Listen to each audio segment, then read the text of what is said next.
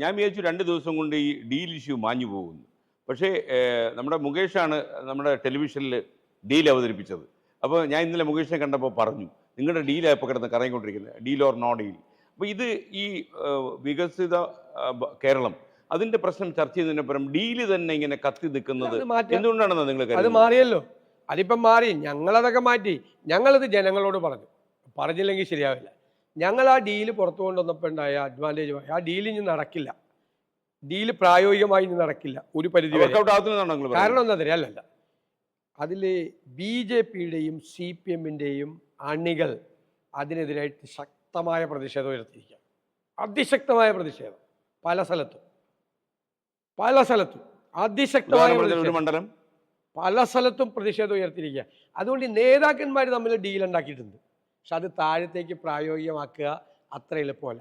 മാത്രമല്ല CPMൽ നടക്കുന്നത് നിങ്ങൾക്ക് അറിയില്ല. CPMൽ ഒരു കാലത്തും നടക്കാത്ത കലാപമാണ് നടക്കുന്നത്. എനിക്കിത് 1 കൊല്ലം മുമ്പ് അറിയാവുന്നതുകൊണ്ടാണ് ഞാൻ പൊതുയോഗങ്ങളിൽ ഞാൻ പോകുമ്പോൾ പറയും, നമ്മുടെ പാർട്ടി പ്രവർത്തകരോട് പറയും, അത് വലിയ വിവാദമായിരുന്നു, നിങ്ങൾ ഉത്തമരായ കമ്മ്യൂണിസ്റ്റുകാരെ കാണുമ്പോൾ ചിരിക്കണം. അപ്പോൾ ഇവരെല്ലാവരും അന്തം വിടും. അപ്പോൾ എന്താന്ന് ചോദിക്കും. അപ്പോൾ ഞാൻ പറയും, അവർ നമുക്കാണ് വോട്ട് ചെയ്യാൻ പോകുന്നത്. ഇടതുപക്ഷ സഹയാത്രികരെ കാണുമ്പോൾ നിങ്ങൾ ചേർത്ത് നിർത്തണം. അതെന്താ, അവർ നമ്മുടെ കൂടെയാണ് വരാൻ പോകുന്നത്. ഇത് തീവ്ര വലതുപക്ഷ പാർട്ടിയാണ്. CPMൽ ഇപ്പോൾ നടക്കുന്ന കലാപം ഉണ്ടല്ലോ, സുധാകരൻ ഉൾപ്പെടെ ആലപ്പുഴയിൽ, പാലക്കാട്, കണ്ണൂരിലെ കോട്ടയിൽ നടക്കുന്ന കലാപത്തിന് പുറകിൽ CPMലെ ഉന്നതരായ നേതാക്കളുണ്ട്. കത്തന് പുറകിൽ ഉന്നതരായ നേതാക്കളുണ്ട്. അവർ പുറത്തേക്ക് വരും. അപ്പോൾ ഈ നിങ്ങൾ ഒരു ഫോട്ടോ മാത്രമേ ഉള്ളൂ, ഒരാൾ മാത്രമേ ഉള്ളൂ, ഒരു ക്യാപ്റ്റൻ മാത്രമേ ഉള്ളൂ എന്നൊക്കെ പറഞ്ഞല്ലോ, അതിനെതിരായി നടക്കുന്ന കലാപം ഈ CPM ഇതുവരെ കാണാത്ത കലാപമാണ്.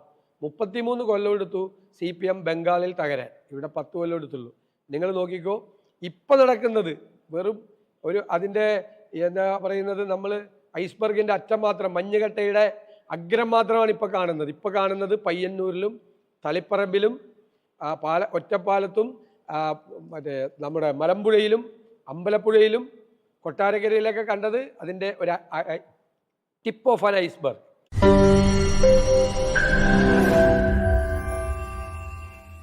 ലോകത്തെവിടെയായാലും ഏത് സമയത്തും 24 വാർത്തകളും ഓഗ്മെന്റഡ് റിയാലിറ്റി പാക്കേജുകളും എക്സ്പ്ലെയിനറുകളും വിശദമായി കാണാൻ ഞങ്ങളുടെ YouTube ചാനൽ നിങ്ങൾക്ക് സബ്സ്ക്രൈബ് ചെയ്യാം.